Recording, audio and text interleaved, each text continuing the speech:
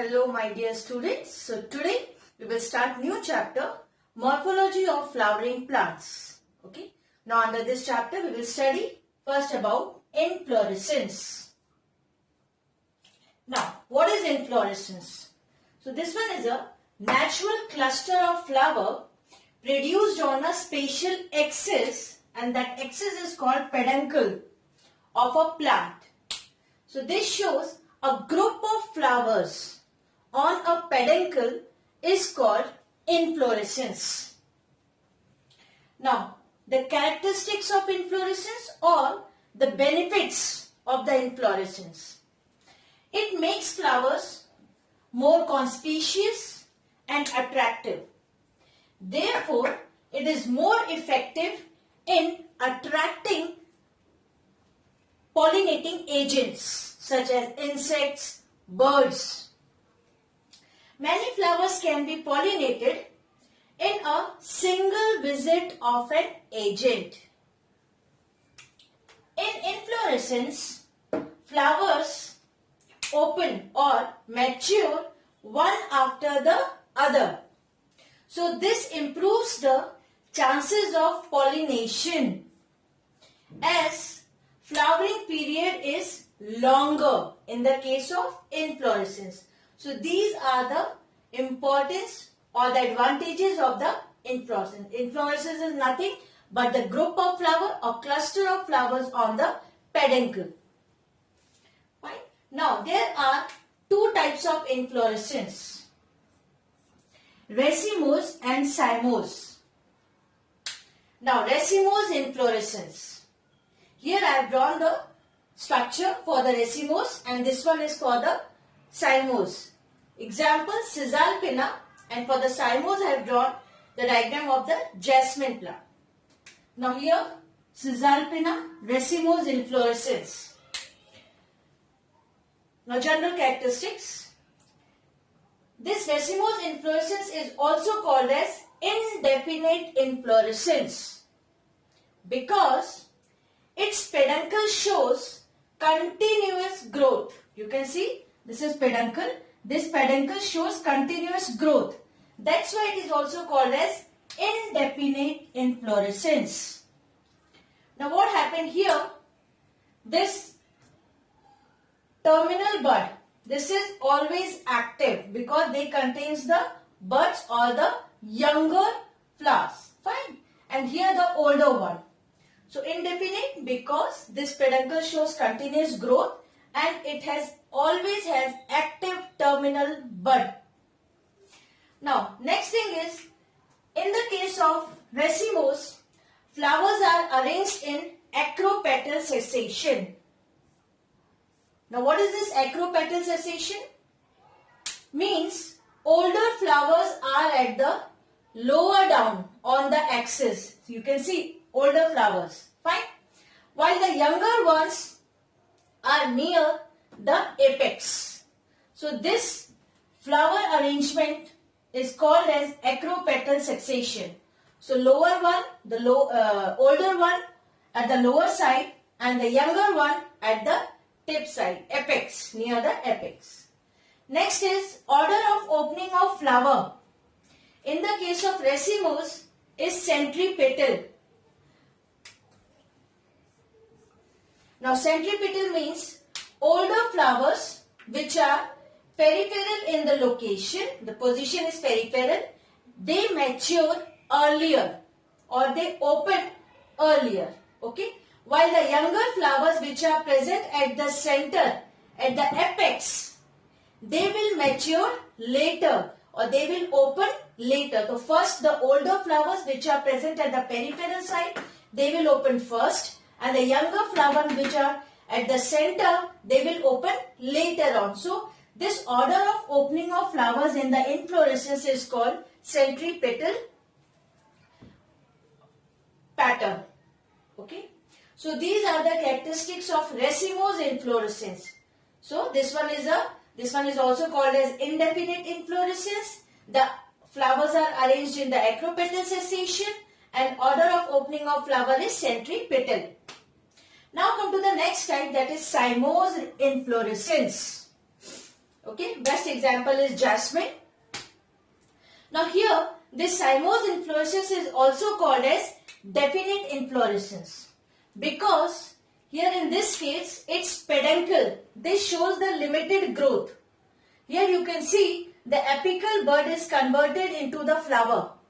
Fine, and younger buds, they are younger flower, younger bud, they are present at the lower side, and apical tip is terminated or converted into flower. So that's why this type of inflorescence, they are also called as definite inflorescence. They shows limited growth. Next, flowers, in this case cymose inflorescence, they are arranged in basipetal succession. Now what is this basipetal succession? Here the oldest flower is terminal in position while the younger one, they are lower down in the position.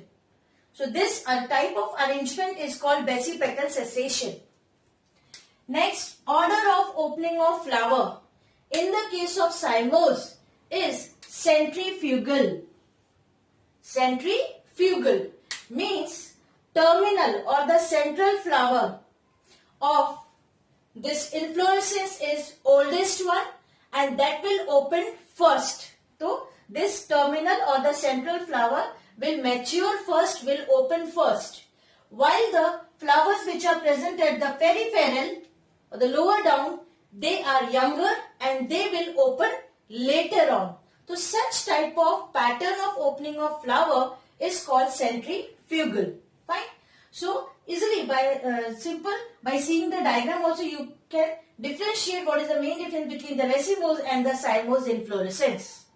So these are the general characteristics, types of inflorescence, racemose and cymose. Just have a look at this.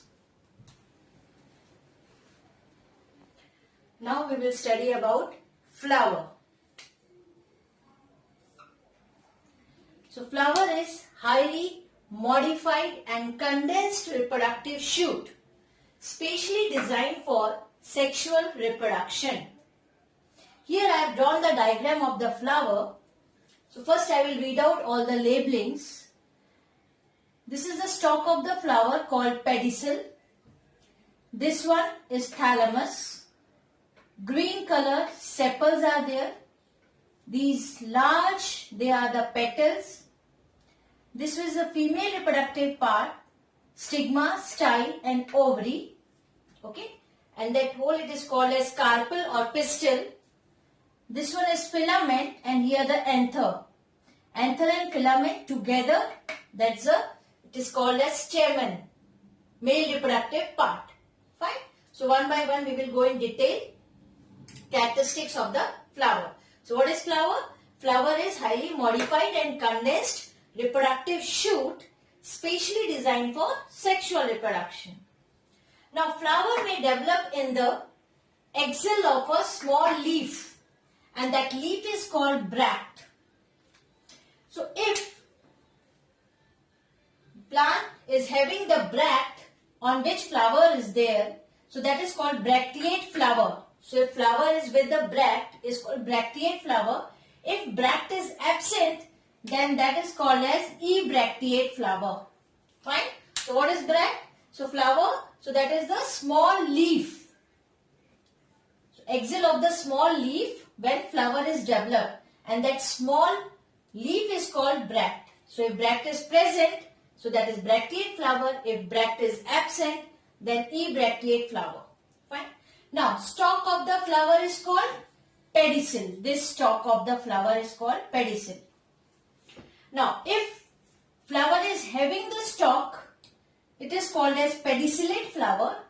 If stalk is not there, means flower is directly attached to the stem, then that is called sessile flower. So if pedicel is present, pedicellate flower.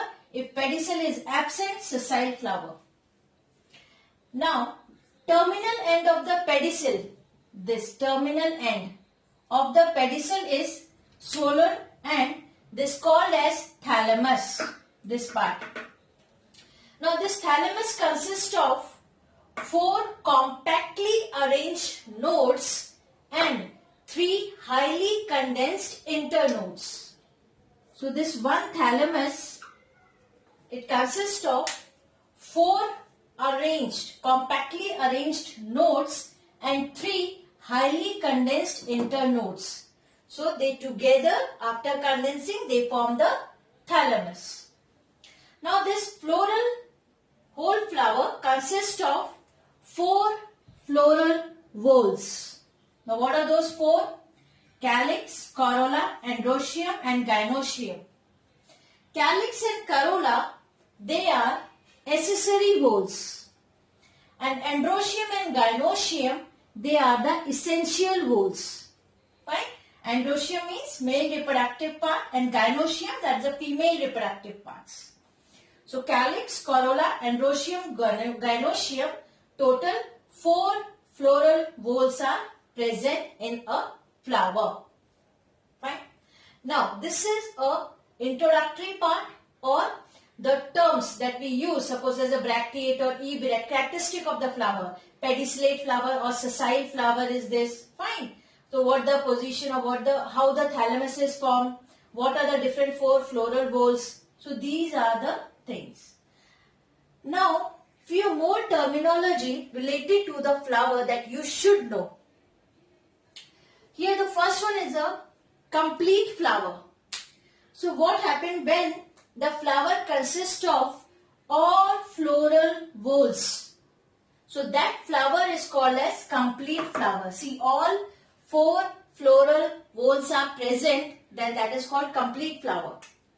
Incomplete, when there is an absence of any one floral whorl.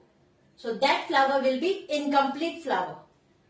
Another terminology, perfect or bisexual flower, means when both essential whorls are present in the flower. What are the essential whorls? Androecium and gynoecium. So when both are present, that flower will be called as perfect flower or bisexual flower. The another one is imperfect or unisexual, when only one essential floral whorl is present. Either androecium or gynoecium. When any one is present, that's called imperfect or unisexual. Another one is staminate flower. So when someone is telling this flower is staminate, means that contains only stamen, only male reproductive part. If it is called as pistillate flower, means the flower consists of only carpel or pistil. Only one is there, that is pistil is present or carpel is present, that flower is called pistillate flower. One more term is there, neuter. Neuter, in this case what happened? When both the essential floral parts are absent, both essential means androecium and gynoecium is not present. So both essential floral whorls are absent, then that flower is called neuter flower. Here the example is ray floret of sunflower. I think everybody has seen the sunflower. This is the structure. There you can see the yellow color, big petals, and at the center this disc shaped structure. So here in the sunflower there are 2 type of florets. These are the disc florets. This one is a ray florets. That yellow color, bright yellow color flower. So that's a ray floret. Now here what happened in the case of sunflower, this ray florets, they are the neuter flower because they don't have the essential floral whorls. Fine. Next is a polygamous plant. Now what happens, some plants, they possess 3 types of flower in a single plant, 3 types of flower: bisexual, staminate and neuter. Fine. So bisexual means when both the essential whorls are present. Fine. Staminate, when only stamens are present. And neuter, when both are absent, androecium and gynoecium. So if the plant is having all these 3 types of flowers, so such plant is called as polygamous plant. Here the best example is mango. Next is a monoecious plant. Monoecious plant means when male and female flower are on the same plant. That is the monoecious. Dioecious plant, when plant possesses only one type of flower, either male or female flower. So when only one type of flower is present on the plant, that plant is called dioecious plant. Dioecious plant. Fine. So these are the important terminology you should know when you are studying about the morphology of flowering plants. So complete flower, incomplete flower, perfect or bisexual, imperfect or unisexual, then staminate, pistillate, neuter, polygamous plant, monoecious and dioecious plant. And this is the structure of diagram of the flower, and I have explained all the parts, okay, how the thalamus is formed, what is the function of the pedicel. Pedicel is the stalk of the flower, isn't it? So just have a look of this. Now we will study about insertion of floral whorls. Now here the position and arrangement of rest of the floral whorls with respect to gynoecium on thalamus is known as insertion of floral whorls. So how the sepal, petals and stamens are arranged in the flower on the thalamus with respect to gynoecium. Now here there are three types of the insertion: hypogyne, perigyne and epigyne. Here I have drawn the diagram also of those three types. So one by one we will go in detail. So first one is a hypogyne. Now here when the thalamus is convex or conical in shape and gynoecium, in the case of gynoecium, especially ovary, occupies the highest position, fine, while the stamen, petal and sepals are below the ovary. Here in this diagram you can see this one is the gynoecium, stigma, style and ovary. So here this gynoecium, this ovary occupies the highest position. This is thalamus. Above that ovary is there, and all other parts, sepals, petals and this stamen, they are arising from below the ovary, you can see, and ovary is the highest position. So such flower is called hypogynous flower, and that condition is called hypogyne. So in this case what happened? Ovary is superior and all other floral whorls are arising from below the ovary. Example, we can see such condition in the case of brinjal, China rose. So there we can see the hypogyne condition or the superior ovary. Next one is the perigyne. Here when the thalamus forms a cup shape, here the two possible conditions are there in the case of perigynous. When the thalamus, this thalamus, they form the cup shaped structure, okay, with the ovary in the center of it, and stamen and petals, they arise from the rim of this cup. So thalamus, they form the cup-like structure, ovary in the center, okay, and other parts, stamen, petal and sepal, stamen, petal and sepal, they arise from the rim, the margin of this cup-like structure, this thalamus, isn't it? So in this case what happened? Here this ovary in the center, in the cup shape of thalamus, such condition is called perigyne and such flower is called perigynous.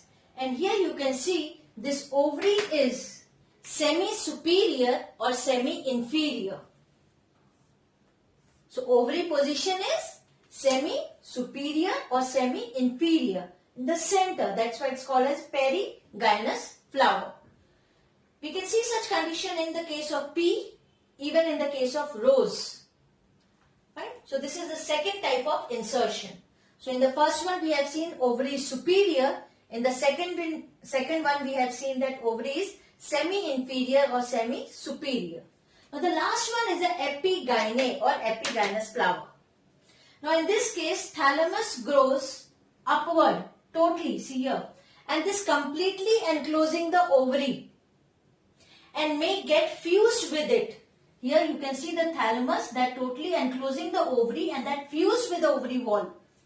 So that petal, sepals and stamens, they are developing from the region of thalamus above the ovary. From here they are arising. And this ovary is totally inside this thalamus structure. And such condition is called epigyne. And such flower is called epigynous flower. Now here you can see this ovary is inferior, totally covered by the thalamus, and all other parts are arising from the top. Isn't it? From top of the ovary. So here in the case of guava, we can see such type of condition, that is epigyne. Fine. So hypogynous superior ovary, perigynous semi-inferior or semi-superior ovary, then epigynous is inferior ovary. Position of ovary is inferior. In this case, superior. So these are the three types of insertion of floral whorls. Now what is this insertion? Means how the position and arrangement of the floral whorls are there on the flower, on that thalamus, with respect to gynoecium. That's why we are telling always this is a superior ovary, here semi-inferior or semi-superior, in this case inferior ovary. Okay. So just have a look for all these terminology, even the diagram. Thank you.